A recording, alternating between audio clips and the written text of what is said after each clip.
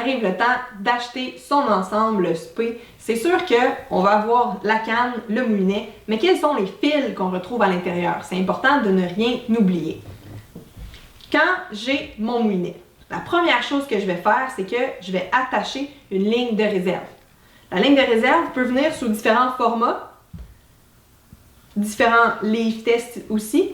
Donc ça ici, c'est une bobine de 20 livres-tests qu'il y a 100 verges.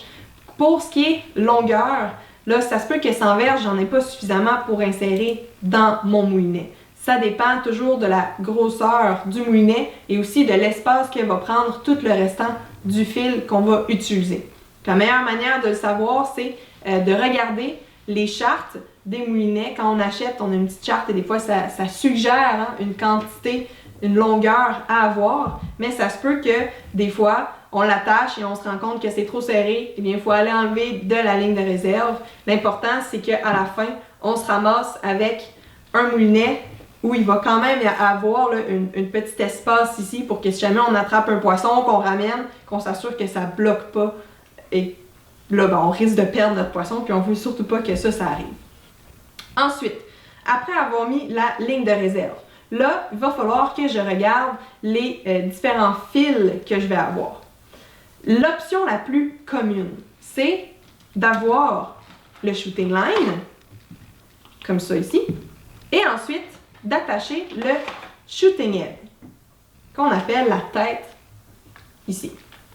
Donc, ce que ça permet de faire, ces deux-là sont reliés ensemble et reliés aussi à la ligne de réserve. La tête, là, c'est vraiment elle qui me permet de faire mes lancers. Donc, quand je lance P, je vais toujours avoir toute ma tête de sortie. Ce qui est le shooting line va être plutôt à l'intérieur de la canne et à l'intérieur du moulinet sorti. Et quand je vais projeter la soie à la fin de mon lancer, quand je la laisse aller, eh bien là, c'est le shooting line qui va partir. Et le fait qu'il soit mince, ça permet justement d'avoir moins de friction et d'atteindre de plus grandes distances. Après avoir la tête, je vais attacher assurément un bas de ligne. Ça, c'est sûr que je vais avoir ça. Par contre, dépendamment de la tête, la longueur de tête qu'on va avoir, ça se peut qu'on veuille venir ajouter ce qu'on appelle un versileader ou un mot-type. Ça, c'est une partie soit flottante ou calante qui nous permet d'atteindre différentes profondeurs en fonction des situations. Je vais avoir une capsule là, spécialement pour ça, où est-ce que vous allez un petit peu mieux comprendre pourquoi, est-ce que c'est nécessaire ou pas. Ça, dans certains cas, ça peut être obligatoire, dans certains cas, ça peut être optionnel, ça dépend toujours. Donc, assurément, j'ai le bas de ligne. Et à la fin, bon, c'est sûr que je m'assure toujours d'avoir un petit morceau de tépite, de monofilament, de la même dimension qui n'est pas décroissant comme mon bas de ligne pour allonger mon bas de ligne au besoin. Donc, si je fais un petit résumé de ce que j'ai de besoin à l'intérieur de mon moulinet, je vais avoir ligne de réserve, shooting line, tête de la soie, optionnel, le petit versileader, mot-type.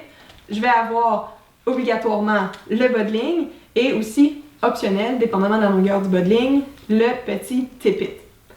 Une chose dont je veux vous parler avant de vous laisser, c'est pour la soie.